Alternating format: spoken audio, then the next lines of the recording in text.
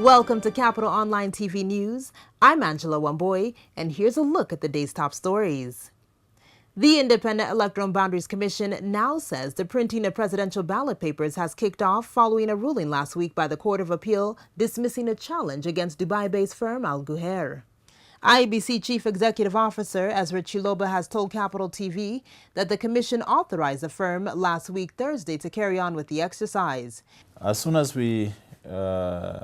the judgment was delivered, we authorized the printing of presidential ballot papers, and that has been going on since Thursday, and is still going on. We expect a team of monitors or observers from the Commission to go to Dubai in the course of the week to also witness the printing of presidential ballot papers. We invited representatives of political parties to also participate in observing the printing of the presidential ballot papers. So it's already ongoing, and we are making progress. Meanwhile, the Independent Electoral Boundaries Commission has called for a meeting with political parties on Wednesday in a bid to clarify the number of agents it will allow in polling centers during next month's general election. The opposition has insisted that they will have 5 agents as part of their Adopt a Polling Station strategy to guard their flag bearers' votes. Laikipia North Member of Parliament Matthew Lemperkel has been freed on a cash bail of 100,000 shillings after he was arraigned in court over alleged incitement remarks.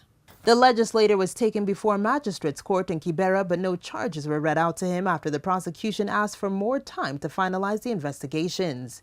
He is due back in court on Friday, when he will plead to charges of incitement on remarks he is alleged to have made during a rally attended by ODM presidential candidate Raila Odinga.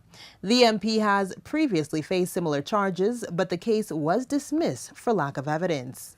The Judiciary has confirmed its commitment to hear and determine election-related petitions within the set timelines under the law. All judges and magistrates expected to handle election matters have been trained, with another 92 magistrates trained on election offenses, according to Justice Msaga Bogoli, the head of the Judiciary Committee on Elections. We know that there are several changes in the law, and especially the timelines within which to determine election disputes in the country.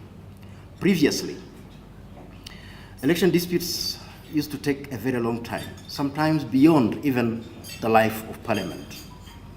I've been sharing with colleagues how an election petition filed in the year 2008 remained until just the other day, before the file was closed.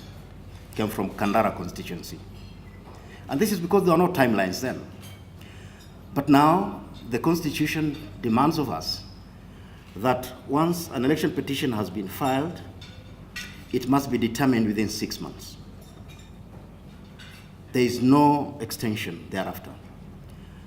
And if any appeal is filed, it also has to be determined within 6 months. So it is envisaged that within 1 year, no election petition should be pending in the law courts. Justice Bogoli, who spoke today at a forum on election preparedness convened by Kenya Daima under the auspices of the Kenya Private Sector Alliance, noted the speed with which Judiciary has handled petitions touching on the electoral process, including ballot printing, saying the courts will continue to expedite hearings of critical matters. The Independent Policing Oversight Authority has launched investigations to a weekend incident where a police officer is accused to have shot a female reveler outside the KICC. The lady was leaving KICC after attending WizKids concert when the incident, which was captured on video, happened. IPOA Head of Communication Dennis Okech says they want to establish the circumstances that led to the shooting, saying if the officer will be found culpable, they will recommend charges. According to a police report, the gun discharged after the driver of the vehicle grabbed the rifle by the muzzle and extended his hand to the trigger, and as a result, the firearm discharged a bullet that hit the lady. The officer had allegedly approached the driver with intentions of asking him to clear the road when a confrontation ensued. And finally, President Uhuru Kenyatta has commissioned the 2.5 billion shilling Isiolo International Airport, a key plank of the Lapsed Corridor project. The airport is strategically located for miraa, beef, and fresh produce exports from Kenya's Lower East region.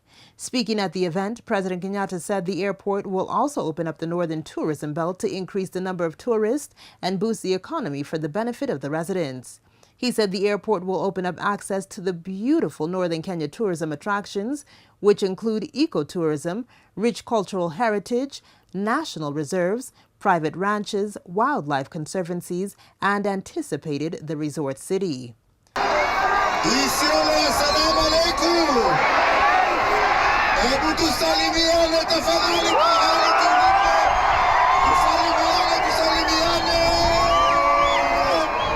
Asanteni sana, twashukuru sana ukaribisho wenu. Tukiwa hapa, tukiwa tumebakisha wiki mbili twende kwa uchaguzi jameni, na tuliwaambia wakati nilikuwa hapa mara ya mwisho ya kwamba tutarudi kuwaomba wenzetu wa Isiolo kwa heshima kubwa sana na kwa unyenyekevu, tarehe 8 mwezi ujao tutembee pamoja, tuchague Jubilee na ndio tuweze tuendelee na kazi. Wenzetu kazi tayari tumeianzisha. Leo hii tumefungua kirasmi hii airport yenu. Tunaelewana? Na hii airport sasa ndio itakuwa center mpya, tukikuwa na Nairobi upande moja, Northern Circuit itafunguliwa na airport hii ambayo tumeanza leo. And that's a wrap-up of the day's top stories. I've been your host, Angela Wamboi. For more on these and other stories, log on to www.capitalfm.co.ke/TV.